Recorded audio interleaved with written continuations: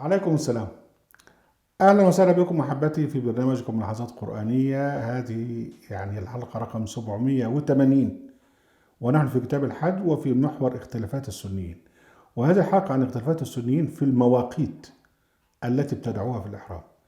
نحن قلنا من قبل إن ما فيش فيه مواقيت بالنسبة للإحرام. الإحرام بيبدأ بأن تدخل البيت الحرام وأنت عازم على أن تلتزم بأوامر الله جل وعلا ونواهيه، اللي هو اجتماع الحرمات الثلاث: حرمة الزمان، حرمة المكان، وحرمة القلب. ده أما تلبس إيه على جسدك ده لا، لبس الإحرام ده شغل. أو إن أنت تبتدي تحرم من المكان الفلاني ده هجس. لكن بقى الجماعة اللي عملوا الهجس ده ما لبث أن اختلفوا فيه، ودي العادة ان هم لما يبتعدوا عن القرآن لابد ان هم يختلفوا ويذكروا كلام هجس. وبعض الكلام الهجس بيكون كلام، استغفر الله العظيم، بيكون كلام سيء وبذيء زي ما قلنا في الحلقة السابقة واعتذرنا وبنعتذر. لكن احنا مرغمين ان احنا نذكر هذا في اطار التناقض بين شرع الله جل وعلا وتشريع السني الهابط البذيء. اختلفوا في حكايه المواقيت. يعني الميقات يعني معناها الناس اللي جايين من الحته الفلانيه يهللوا بالحج ويقول لبيك اللهم لبيك في الحته الفلانيه. الجماعه اللي جايين من الشام يروحوا في الحته الفلانيه وهم جايين طبعا راكبين الابل، يبقى في الحته الفلانيه بقى يروحوا لابسين اللبس اللي هو ده ويجعروا يقول لك لبيك اللهم لبيك. والجماعه اللي جايين من مصر، والجماعه اللي جايين من اليمن، جماعة جايين من العراق، كل واحد عملوا مكان، طبعا على حسب فهمهم وعلى حسب الظروف. في الوقت ده لا كانوا يعرفوا فيه استراليا، ولا كانوا يعرفوا اسيا الصغرى، ولا كانوا يعرفوا امريكا الجنوبية، ولا كانوا يعرفوا جنوب افريقيا. هو ده كان كل العالم اللي حواليهم، وعملوا تشريع على حسب ما يعرفوا فقط، وعملوا ده دين. فده دين صناعة، ده ميد ان، يعني يتعمل في العصر العباسي على حسب فهم الناس الموجودين. وبعدين مش اتفقوا، لان هم طبعا هم مالكوا هذا الدين، وكل واحد بيزعم ان هو اللي مالك هذا الدين. فكل واحد بيسكع حديث ويقول لك هو ده، والتاني يسكع حديث ويقول لك لا هو ده، ويتخانقوا مع بعض. فمن هنا بقى الحلقة بتاعتنا كما قلنا اختلافات السنيين في المواقيت التي ابتدعوها في الإحرام. أول حاجة ابن عمر، ده ابن عمر حطوا على قفاه احاديث كتيره جدا، ربما مات وما يعرفش عنها حادث. المهم جعل ابن عمر مشرعا فيقول: يهل اهل المدينه من ذي الحليفه، ويهل اهل الشام من الجحفه، ويهل اهل نجد من قرن او قرن. يعني ابن عمر هو اللي عاملهم التشريع ده. وبعدين وقال ابن عمر: ويزعمون انه اي النبي قال: ويهل اهل اليمن من يلملم. النبي قال لك ده، النبي قال الكلام ده، وده موجود في الموطأ 133، وفي البخاري الجزء الثاني 165، وفي صحيح مسلم الجزء الرابع من 6 إلى 7. والكلام ده كله طبعا كلام فارغ. يعني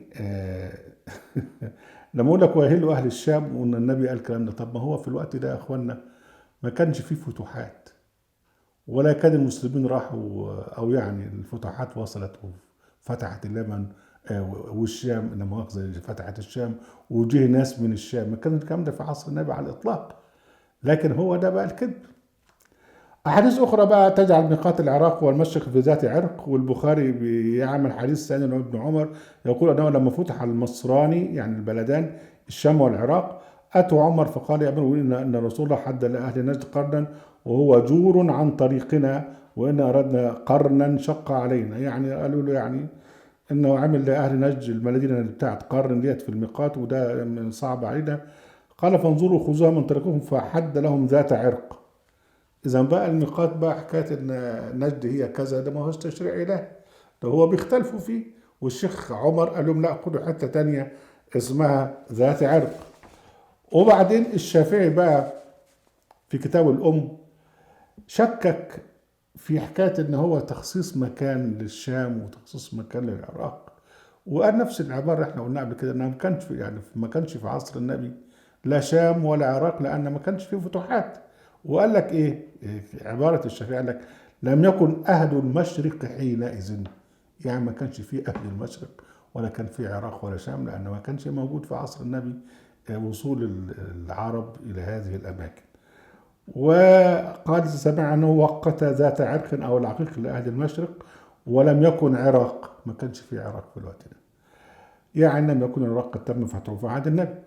وقال الشافعي لم يوقت النبي ذات عرق ولم يكن حينئذ أهل مشرق، فوقت الناس ذات عرق، يعني الناس هم اللي عملوا كده، يعني الناس اللي هم اختاروا هذا المكان. يعني إذا بقى ده دين ملاكي، كل واحد بيعمل اللي هو عايزه.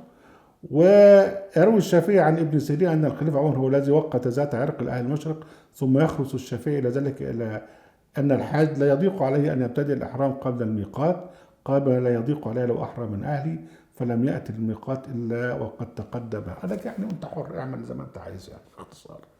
والشافعي طبعا هنا يعني أوسع عقلا من غيره، لأنه ألمح إلى عدم الاعتداد بالميقات في الإحرام بالكلية، يعني لكن أنت حر. إلا أنه عاد إلى تحفظه وقال ومن سلك بحرا أو برا من غير وجه المواقيت أهل بالحج إذا حاز المواقيت.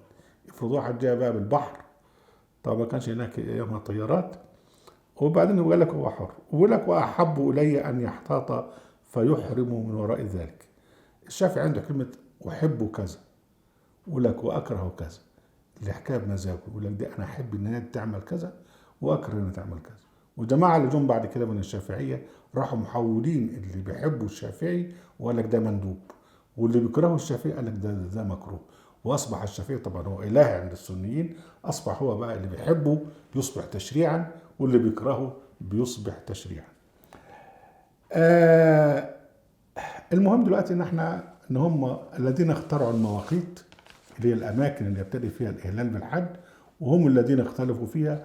والمواقيت اصلا لا شأن لها بالحج في دين الله جل وعلا. الإحرام يبدأ بأن تدخل البيت الحرام بقلب تقي ليست فيه إرادة شر أو إرادة إلحاد، وأنت تعرف أن المكان حرام وأن الزمان حرام، وبالتالي لا بد للقلب أن يكون تقيا.